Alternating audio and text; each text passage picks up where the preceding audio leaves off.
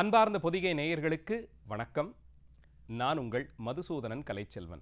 தினமொரு கதை நிகழ்ச்சியில் இன்று மீண்டும் உங்களை சந்திப்பதில் மகிழ்ச்சி கொள்கிறேன். இந்திய தத்துவயியல் மரபிலே வேதகாலம் தொடங்கி பல்வேறு காலங்களிலும் பல நூல்கள் மூலமாக தர்மம் எது அதர்மம் எது என்பதை தெளிவுபடுத்தி வந்திருக்கிறார்கள். அந்த விதத்தில் 2 நூல்களை இதிகாசம் என்ற தலைப்பின் கீழே தொகுக்கிறோம்.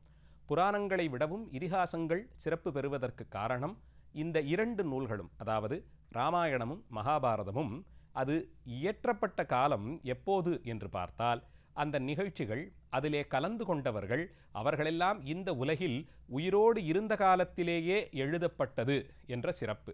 அதனால்தான் புராணங்களை விடவும் இதிகாசங்களுக்கு ஒரு முதன்மை கொடுக்கக்கூடிய வழக்கம் நம்மிடையே இருக்க பார்க்கிறோம். அதிலும் இராமாயணம், அதை ஆதி காவியம் என்றும் மகாகாவியம் என்றும் கொண்டாடுவார்கள். அதை இயற்றிய வால்மீகியை ஆதி கவி என்று சிறப்பித்தே சொல்லுவார்கள். அவரை போலே வடமொழியில் இலக்கியம் பாடியவர் என்று எடுத்துக்கொண்டு பார்த்தால் அவர், அதை அடுத்து காளிதாசர் போன்றவர்களைத்தான் பட்டியலிட்டு சொட்டும் வழக்கம் உண்டு. அந்த விதத்தில் வால்மீகி அவரும் கூட ஆரம்ப காலத்திலே கூடாத செயல்கள் பலவற்றிலும் ஈடுபட்டு வழிப்பறி, கொள்ளை முதலிய செயல்களிலெல்லாம் ஈடுபட்டவர். இறைவனுடைய திருவருளாலே முன்வினை பயனால் திருத்தப்பட்டு இறை நம்பிக்கையாளராகி இறைவனுடைய திருநாமங்களை சொல்லுவதும் அவருடைய சிறப்புகளை சிந்திப்பதும் தான் நம்மை உயர்த்தி கொண்டு போகும் என்ற எண்ணத்தோடு கூட இறை அடியார்களுள் ஒருவராக கருதப்படும் ராமபிரானுடைய சரித்திரத்தை, அவதாரங்கள், திருமாலினுடைய அவதாரங்களிலே பூர்ணாவதாரம் என்பார்கள். சைவ பெருமக்கள் ராமனை சிவனடியார்களுள் ஒருவர் என்று சிறப்பிப்பார்கள். எப்படி பார்த்தாலும் அந்த தன்மைக்கு ஒரு சிறப்பு உண்டு, ராமன் ஆகிற அந்த தன்மைக்கு. அந்த நிலையிலே வைத்து இராமாயணத்தை பாடுகிறார். அதிலே எத்தனை கதாபாத்திரங்கள், ஒவ்வொருவரும் ஏதோ ஒரு விதத்தில் என்ன செய்யலாம், எது செய்யக்கூடாதது என்பதை தெளிவுபடுத்தும் விதமாக இந்த காவியம் அமைந்திருக்க பார்க்கிறோம். அதில்தான் எத்தனை நிகழ்ச்சிகள், எத்தனை திருப்பு முனைகள், இப்படி நடக்குமோ என்று நாம் நினைத்திருக்கும் போது காட்சிகள் அப்படியே மாறி வேறு சில விஷயங்கள் அதில் வந்து சேர, வேறு சில புது கதாபாத்திரங்கள் அதில் இணைய, அந்த காட்சி போக்கு மாறி, கதைக்களம் மாறி என்று இப்படி பல்வேறு திருப்பு முனைகளோடு கூட சாமானியனான ஒரு மனிதன் நம்முடைய வாழ்க்கையிலே நடப்பது போலே பல்வேறு திருப்பு முனைகள். இன்றைய தினம் நாம் உறங்கச் செல்லும் போது நாளைக்கு இதுதான் செய்ய போகிறோம் என்ற எண்ணத்தில் உறங்குவோம். ஆனால் விடிந்து பார்த்தால் காட்சிகள் மாறியிருக்கும். வேற ஏதாவது ஒரு செயல், வேறொரு காரியம், திடீரென்று ஒரு அவசர முடிவு என்று இப்படி நம் வாழ்க்கையிலே பல்வேறு சுவாரஸ்யங்களோடு கதைகள் நகர்வது போல்தான் இராமாயணத்திலும் ஒவ்வொரு கதாபாத்திரமும் தத்தம் அளவிலே பார்த்தால் ஏதோ ஒரு விதத்தில் சுவாரஸ்யம் நிரம்பியதாக இருக்கும். அதையும் ஆதிகவி வால்மீகி முனிவர் சொல்லும்போது, ராமன் துன்பப்பட்டான் என்னும் போது நம்மனதும் வேதனைப்படும்படியாக பாடியிருப்பார். சீதை அங்கே அசோகவனத்தில் என்னவெல்லாம் துன்பங்களை அனுபவித்தாள் என்று சொல்லும்போது நாமும் அந்த அளவிலேயே வருந்தி அந்த இடத்தில் நாம் கஷ்டப்பட்டு சீதைக்கா இந்த நிலை என்று நினைக்கும்படியாக பாடுவார். இப்படித்தான் இந்த காவியம், இந்த இராமாயணமாகிற காவியம் ஒப்புயர்வற்றதாக இதிகாசங்களுள் தலைமை பெறுவதாக இருந்து சிறப்பான ஒரு இடத்தில் பலாயிரம் ஆண்டுகளாக இந்திய பாரம்பரியத்திலே கொண்டாடப்படுகிறது. இதிலே ஒவ்வொரு கதாபாத்திரமும் ஏதோ ஒன்றை நமக்கு வலியுறுத்தி வருபவை என்றும், எல்லோரிடத்திலும் ஏதோ ஒன்றை நாம் கற்றுக்கொள்ளலாம் என்பதையும் சொல்லும் விதமாக அமைந்திருக்கும். இந்த நிலையில் அசுரர்களாக இருக்கக்கூடிய ராவணன் தொடக்கமான அவனுடைய சைன்யம், அவர்களிடத்தே நாம் கற்றுக்கொள்ள என்ன இருக்க முடியும்? ராவணனை பற்றி பேசும்போதெல்லாம் விபீஷணனை பற்றி சொல்லுவார்கள். எப்படி அவன் மட்டும் அறம் வலியுறுத்துவதற்காக வேண்டி உறவை கூட துறந்தான். கூட பிறந்த அண்ணன், உடன் பிறந்த அண்ணன், அவன் பேரிலே நிச்சயம் மரியாதை உண்டு. ராவணனுக்கும் விபீஷணன் பேரிலே அன்பு உண்டு. தன் இளவல், அவனுக்கு ஒரு முக்கியமான பொறுப்புகளையெல்லாம் கொடுத்து வைத்திருந்தான். இருந்தாலும் பிறன்மனை கவர்தல், மாற்றான் ஒருவனுடைய மனைவியை கவர்ந்து வந்தான் தன் அண்ணன் என்ற எண்ணம் வந்தபோது, அண்ணா, இது அடாத செயல், இது அறச்செயல் அன்று. நம்முடைய முன்னோர்கள் இதுபோன்ற செயல்களிலே ஈடுபடவில்லை. நீ சிவபக்தன், நித்தியம் சிவபூசை செய்பவன், ஒரு நாளும் இந்நிலைக்கு நீ தாழ்ந்து போகக்கூடாது என்று பலவாறாக அவருக்கு அறிவுரைகளையெல்லாம் எடுத்துச் சொல்லியும் அந்த அறிவுரைகள் ஏதும் ராவணன் செவிக்கு செல்லாமல் அந்த ஆணவத்தின் காரணமாக ராவணன் நின்றதாலே தான் விபீஷணன் கூட அவனிடமிருந்து பிரிந்து ராமனுடைய சைன்யத்தில் போய் சேர்ந்தான் என்று பார்க்கிறோம். இப்படி ஒவ்வொரு கதாபாத்திரமும் ஏதோ ஒரு விதத்தில் தனித்தன்மை வாய்ந்ததாக இருக்கிறது. அந்த வரிசையில்தான் இன்றைய நிகழ்ச்சியிலே நாம் அந்த அசுரர் கூட்டத்திலே ஒரு அரக்கியாக ராட்சசியாக வாழ்ந்து அதே நேரத்தில் அங்கே அசோகவனத்தில் சிறைபிடிக்கப்பட்ட நிலையில் வருந்தி வந்த சீதைக்கு இதமானவளாக எதிரிகளுடைய நாட்டிலே, அதுவும் கொடுங்கோலனான ராவணனுடைய ஆட்சிக்குட்பட்ட இலங்கையிலே சீதைக்கு இதமாக ஒருத்தி பேச வேண்டும், சீதையினுடைய மனம் சற்றே இளைப்பாறும் விதமாக ஒருத்தி நடந்து கொள்ள வேண்டும் என்றால் அவளுடைய தன்மை எத்தகையதாக இருக்கும்? அப்படிப்பட்ட திரிசடை அவளை பற்றித்தான் இன்றைய நிகழ்ச்சியிலே பார்க்க இருக்கிறோம். திரிஜட்டா என்ற அவளுடைய பெயர். அவளுடைய சிறப்புகளை சொல்லும்போது வால்மீகி தொடக்கமாக பல்வேறு ராமாயணத்தினுடைய அந்த கதை போக்கு பலரும் பாடியிருக்கிறார்கள். பல நூறு வகைகளிலே ராமாயணம் பாடப்பட்டிருக்கிறது. கருப்பொருள் ஒன்றாக இருந்தாலும் அதிலே கதாபாத்திரங்கள் அவருடைய உறவு முறைகள் எல்லாம் அந்தந்த இடத்தில் பாடப்பட்ட காலத்திற்கேற்றாற் போலே சிறு சிறு மாறுதல்களுக்கு உட்பட்டிருக்கு. அந்த விதத்தில் திரிசடையை பின்னாளில் வந்த ராமாயணங்கள் சில விபீஷணனுடைய மகள் என்றும், இன்னும் சொல்ல வேண்டுமென்றால் தெற்காசியா அந்த பகுதிகளிலே ராமாயணம் மிகவும் பிரபலமாக இருக்கக்கூடிய ஒரு நூல். அந்த பகுதிகளிலெல்லாம் திரிசடையை விபீஷணனுடைய தாயார் என்றும் உடன் பிறந்தவள் என்றெல்லாம் கூட சொல்லுகிறார்கள். காரணம், இருவருக்கும் இருந்த அந்த எண்ண கருத்து, அதனுள் இருந்த ஒற்றுமை.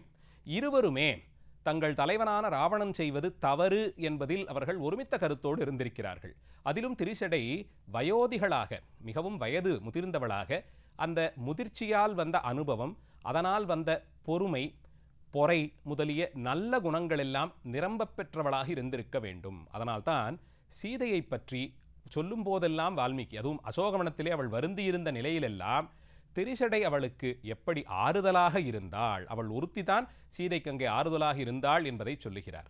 அரக்கிகள் எல்லோரையும் ராவணன் சீதையை எப்படியாவது பேசியோ துன்புறுத்தியோ தன்னை திருமணம் செய்து கொள்ள வற்புறுத்தி நிர்பந்தம் செய்து ஒத்துக்கொள்ள வைக்க வேண்டும் என்று நியமித்திருந்தான். அதுதான் ராவணன் அரக்கிகளை அங்கே பாதுகாவலாக வைத்தான். எப்படியும் சீதை தப்பித்து விட முடியாது. ஆனால் இருக்கும் நாளில் அவளோடு பேச்சு கொடுத்து கொண்டே இருந்தால் எறும்பு ஊற கல்லும் தேயும் என்பார்களே, அதுபோலே சீதா பிராட்டி கூட மனம் மாறி ஒருவேளை சரி உன்னை நான் திருமணம் செய்து கொள்ளுகிறேன் என்று ஒத்துக்கொண்டு விடுவாளோ என்ற ஒரு கெட்ட எண்ணம். அந்த எண்ணத்தாலே எப்படியாவது சீதையை மனம் மாற்றமடைய செய்யுங்கள் என்று வற்புறுத்துவதற்காகத்தான் அரக்கிகளை அங்கே வைத்திருந்தான். அரக்கிகளுக்கோ தலைவரான ராவணர் சொல்லிவிட்டான்.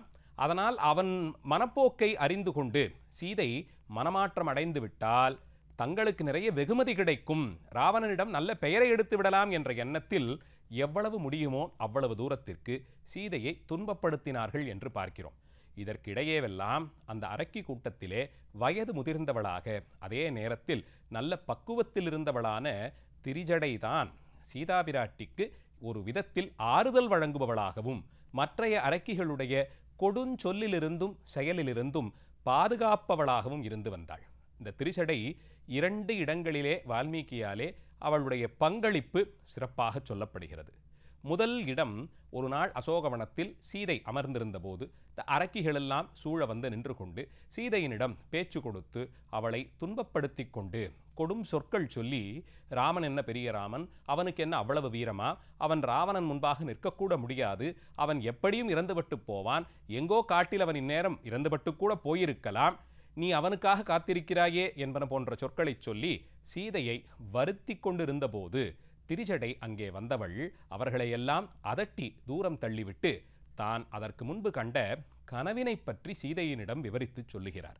அந்த கனவின்படி ராமனும் லட்சுமணனும் ஒரு வெள்ளை நிற யானை, பல தந்தங்கள் கொண்ட வெள்ளை யானையிலே பறந்து வந்து அந்த லங்காபுரியினுடைய மதில்களையெல்லாம் கடந்து சீதை இருக்கக்கூடிய இடத்திற்கு வந்தார்கள் என்றும், சீதையை ஒரே பிடியில் தூக்கி தன் தோளிலே அமர்த்தி கொண்டு ராமன் யானை மேலேயே பிரயாணம் செய்து போய் சீதையினுடைய கரங்களாலே சூரியனையும் சந்திரனையும் தொட்டு வரும்படி செய்து மீண்டும் கொண்டு வந்த அவளை இலங்கைக்கு அப்புறத்தே இறக்கிவிட்டான் என்றும், ராமராவணனுக்கு இடையே யுத்தம் நடந்ததையும் ராமன் அந்த யுத்தத்தில் வெற்றி பெற்று மலர்களால் அலங்கரிக்கப்பட்ட ஒரு விமானத்திலே சீதையோடு ஏறி அமர்ந்தான் என்றும், லட்சுமணனும் ஒரு பெரிய குரங்கு சைன்யமும் அந்த புஷ்பக விமானத்தை பற்றி கொண்டு அவர்கள் வடக்கு நோக்கிச் சென்றார்கள் என்றும், ராவணனோ ஒரு புறத்தில் தடுக்கி கீழே சேற்றிலும் சகதியிலும் விழுந்தவன், நல்ல சிவப்பு உடையணிந்த ஒரு பெண் தெய்வம் வடிவம் தாங்கியவள்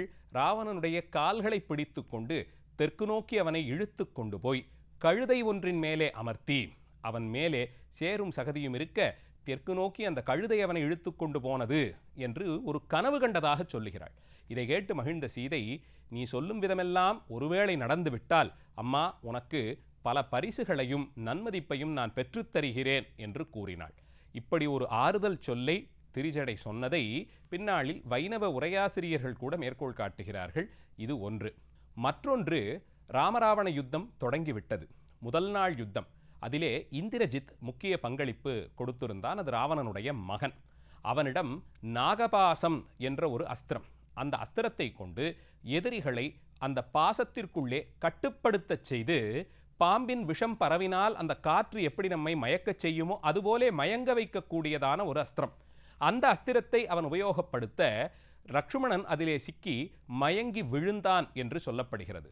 இதை வெற்றி களிப்பிலே கொண்டாடிய ராவணன் நேரே சீதையிடம் வந்து, உன்னுடைய கணவனும் அவன் தம்பியும் போர்க்களத்திலே மாண்டு விட்டார்கள், எனக்குத்தான் வெற்றி, நீ உன் எண்ணத்தை மாற்றிக்கொள் என்று கொக்கரித்து விட்டு சென்றான்.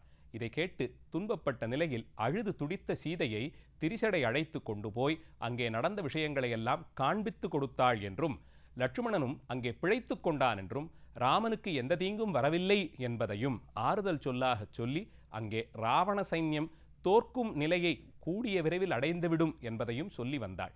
இந்த இரண்டு நிலைகளிலும் திரிசடை சீதைக்கு மிகவும் ஆறுதலான ஒரு நிலையில் இருந்தாள் என்று சொல்லப்படுகிறது. எந்த இடத்தை சேர்ந்தாலும், எங்கே பிறந்து எத்தன்மையரோடு இருந்தாலும் கூட நம்மளவில் தர்மத்திலிருந்து பிழையாதபடிக்கு துன்பப்படும் ஒருவருக்கு ஆறுதல் சொற்களை சொல்லி அவர்களை தேற்றி பிழைக்க உதவுவது என்பதையே ஒரு பெரிய அறமாக கொண்டிருந்தாள் திரிசடை என்று பார்க்கிறோம். ராமனுக்கும் சீதைக்குமான பட்டாபிஷேக நிகழ்ச்சியிலே திரிசடை கலந்து கொண்டாள் என்றும், அவளுக்கு பல பரிசுகளை ராமபிரான் கொடுத்தார் என்றெல்லாம் பிற்கால ராமாயண நூல்கள் சொல்ல பார்க்கிறோம்.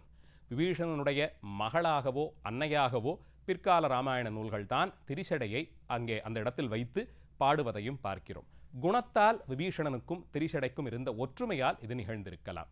இப்படி அரக்கிகளுக்குள்ளேயும் கூட ஒருத்தி அந்த குலத்தில் பிறந்து அத்தன்மையரோடு வளர்ந்தாலும் கூட வயது முதிர்ச்சியாலும் அனுபவ ஞானத்தினாலும் துன்பப்படும் ஒருவரை தேற்றி அவர்களுக்கு நல்லறிவை உபதேசம் செய்வதை வழக்கமாக கொண்டிருந்தாள் என்றும், அந்த நிலையிலே அவள் உயர்ந்த ஒரு ஸ்தானத்தை வாசிக்கக்கூடிய நம்முடைய மனதிலே அவள் உயர்ந்த ஒரு ஸ்தானத்தை அடைந்து விட்டாள் என்றும், இன்னும் ரொம்ப இயைந்து போய் அதில் அப்படியே கட்டுப்பட்டு ராமாயணம் வாசிப்பவர்கள் எல்லாம் நல்லவேளை திரிசடை இருந்தாலோ என் அன்னை சீதை வருத்தமில்லாமல் ஏதோ கொஞ்சம் இதமாக இருந்தாள் என்றெல்லாம் சொல்லுவார்கள். உணர்ச்சி மேலிட்டால் திரிசடைக்கு நன்றி சொல்லக்கூடியவர்கள் எல்லாம் கூட உண்டு.